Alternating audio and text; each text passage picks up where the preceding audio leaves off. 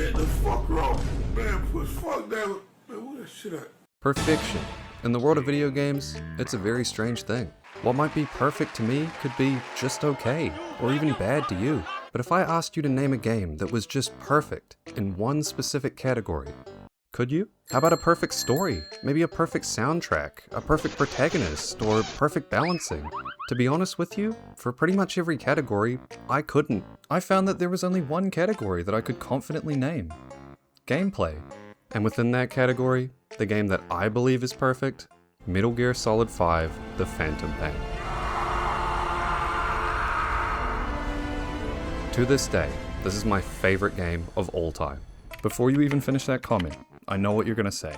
The story's unfinished, the game was rushed, it's not David Hayter, and the final missions are all replays. I know, I hear you. This game has more holes than John Marston at the end of Red Dead 1. But I'm not talking about the whole package. I'm disregarding everything else and talking strictly about gameplay, because in that category, I believe that this game is truly perfect. But Toby, how the hell do you quantify perfection in something as subjective as video games? Perfection is defined as something having all the required or desirable elements, qualities, or characteristics, as good as it is possible to be.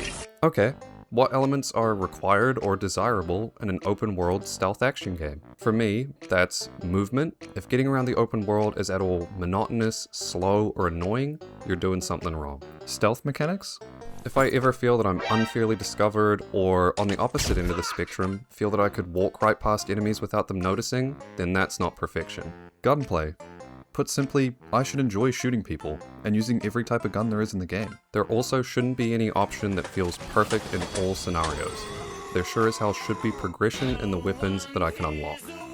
To carry on from that, progression should feel great. I should always feel like I'm getting stronger, unlocking new weapons, items, cosmetics. I don't care what it is, I should just be unlocking something, and I should unlock it faster for playing better, like getting better ranks in each mission. You can do it, boss. Go add to it.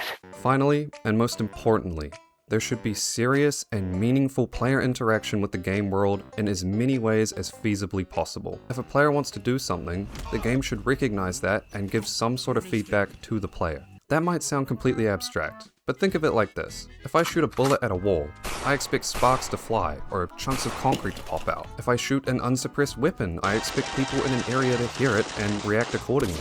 If I do something and the game doesn't react how I expect it to, then my immersion is broken and I very much realize that this is a video game with limitations. A perfect game is going to respond to all actions a player could reasonably take to interact with its game world. With all that said, I want to tell you why I believe Metal Gear Solid 5 perfected every single one of these elements. I don't think movement is exactly something people dwell on when it comes to the Phantom Pain, but really think about it for a second. You have a wide array of different armored land vehicles to get around in, each with their own weaknesses and strengths. Jeeps can carry more prisoners or enemies with the cost of being less armored. I'm about to blow. Tanks and APCs are far more armored and pack a lot more brutal firepower, but with the downsides of slower top speed and the fact you can't carry anyone else in them. Air transport is fucking sick, with an absolute monster of a gun to keep you company while P-Quad flies you around. However, it's no cure-all, as if you keep them around too long, especially in an area that features any kind of anti-air weaponry, you can kiss your sweet ride goodbye. And who could forget about the absolute GOAT, D-Horse? You get the benefits of quick and versatile traversal that shines in rocky terrain, while most others get stopped by a simple bump in the road. You get access to your on-foot weaponry, while others lock you out of using your weapons entirely. You even get a slot for another person on the back, making him a great option for tasks that require extracting a prisoner. However, just like the other options, he has negatives, like an obvious weakness to both small arms and explosives, as well as a serious fear of Boeing engineers. You're also giving up a companion slot that would otherwise be taken up by someone who can, go figure, do a lot more damage than a horse. And to top it all off, the on-foot movement is absolutely top tier. I still have yet to find a game that gives the player so many options at any given time. Walking, crouching, crawling, running, diving, rolling, diving off cliffs to land on your feet, diving into enemies to knock them over, diving through doors to knock enemies over, crawling through tunnels to hide from enemies, sliding down slopes in a literal cardboard box. There's nothing stopping you from traversing the map in any way you could imagine. and the map itself is compressed enough that there's always something interesting nearby. The design purposely forces you into valleys and through roadblocks so that your traversal is more engaging. All the while there's encounters all around the map that you can just run into naturally that keep you interested while you're moving. This is what gameplay perfection looks like, a constant and meaningful offering of player choice. Whether you're aware of it or not, you're constantly making a wide array of choices the entire time you're making your way through a mission. From deployment to extraction, you have to be thinking about how you're going to traverse the map, whether you want to bring others with you, whether you're going over rocky, mountainous terrain that likely has less enemies guarding it, or taking the easier to traverse but more heavily guarded roads. I didn't even mention that movement determines how you extract from a mission, as the game allows you to exit both on foot, keeping you in the open world area after your mission concludes, and by air, which sends you on an express trip back to Mother Base.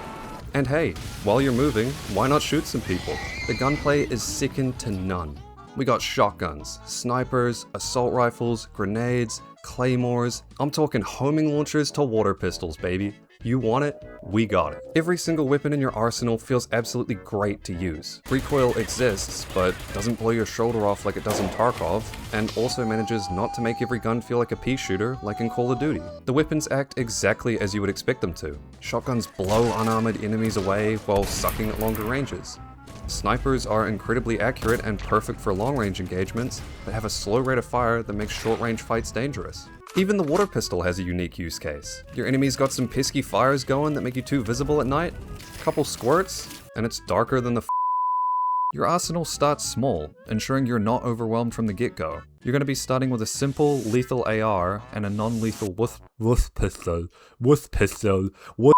and a non-lethal wuss pistol. Of course, you gotta bring the cardboard box and the Galaxy gas too, but we'll get to equipment in a sec.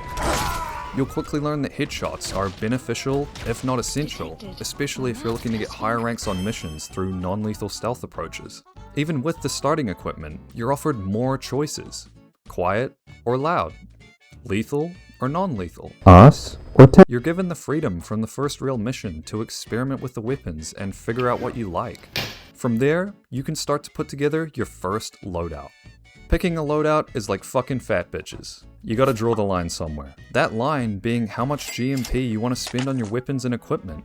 Take too much and you could end up in debt, leaving Mother Base broke, and many of your soldiers may leave you due to you fucking no bitches and stacking no paper. GMP is also needed for you to unlock better equipment through R&D.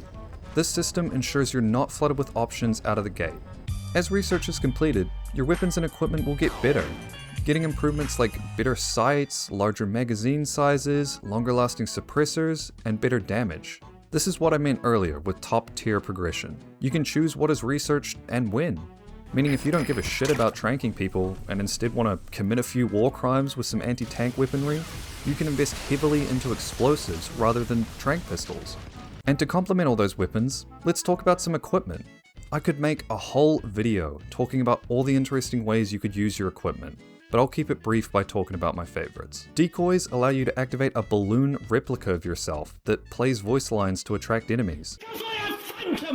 This allows you to draw them away from their posts and sneak past while they're distracted. They're a great thing to pair with claymores or non-lethal mines, as the enemies will walk straight into them while they're distracted. The Phantom Cigar allows you to smoke a whole can of Galaxy gas in 1.7 seconds and progress the day-night cycle rapidly until it's the time you want. This allows you to wait for night when you're far less visible, or wait for guards to change locations. Finally, you got the cardboard box, an absolute icon of the series, offering unbeaten stealth and camouflage opportunities. It also allows you to fast travel around the map as you're shipped from one delivery location to another. Not only that, it also allows you to customize it with posters, which we'll discuss in just a second. I haven't even mentioned the companions you can bring along with you and how they can play off your equipment as well. All this equipment seamlessly works together in a number of different ways that gets you thinking about every engagement. And to complement the great weapons is some absolutely great enemy AI that challenges you to use them well. The enemies you face will react to the way you play and adapt their weapons, armor, and equipment. Sneaking in at night all the time? Guess who just got a shipment of NVGs? We call this a difficulty tweak. Relying too much on snipers? Sorry buddy, bulletproof helmets. Your interactions with the gunplay directly affect how future missions are going to play out. You're never left feeling like you got caught unfairly or like the game killed you for no reason. Instead, you feel challenged in a meaningful way. If every enemy soldier felt like you were playing against Helen Keller, then that wouldn't be fun, and it certainly wouldn't be perfect. It rides the line perfectly between too smart and too dumb. It means your loadout will change over time as you take into account the enemy AI while also allowing you to perform some counterplay. As an example, you could send your men to destroy depots and storage sheds full of NVGs. This cripples the enemy supply lines briefly, and means you wholly have the advantage at nighttime, as you can move around nearly undetected. This offers new ways to play that previously wouldn't have been possible. Now, player interaction. In my opinion, the most important thing for a game to get right. And to be honest, it's the reason I fell in love with this game the second I played it.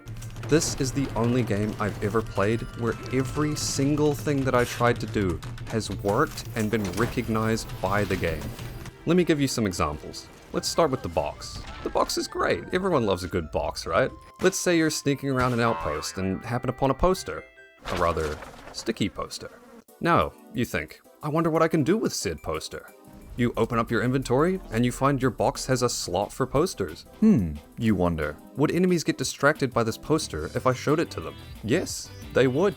They stand completely stunned, which allows you to sock them straight in the jaw without them ever even realizing. Isn't that awesome? But we're just scratching the surface. Say you found this sick tape recording of a man vomiting. That's that good shit. Well, what if you put your tape player on speaker and played it while hiding in a toilet? Guess what? They thought of it. As you'd expect, any soldiers around find it disgusting and won't go near the toilet while it's playing, making it a great deterrent and method of hiding. Well, what if you were on top of a container while it was being extracted? Well, naturally, they thought of it too, and you'll get extracted with it, making it a great way to get out of a hot zone when in a pinch. Well, what if you extracted a vehicle full of enemies? Mother Base just got a 3-for-1 deal on new recruits. What if I threw a person at an enemy? They get knocked unconscious. What if I stare at quiet in the helicopter? Yeah, you fucking thought, dumbass. My point being, boot this game up and try to do something. I guarantee the game responds in some meaningful way. It's pretty much a sandbox with the amount of crazy shit you can pull off. If you don't already have it, it regularly goes 40% off on the summer and winter sale. Maybe it's time to pick it up. And hey, if you do own it, maybe it's time to get all those S ranks done. Either way, thank you for watching, and I'll see you in the next one.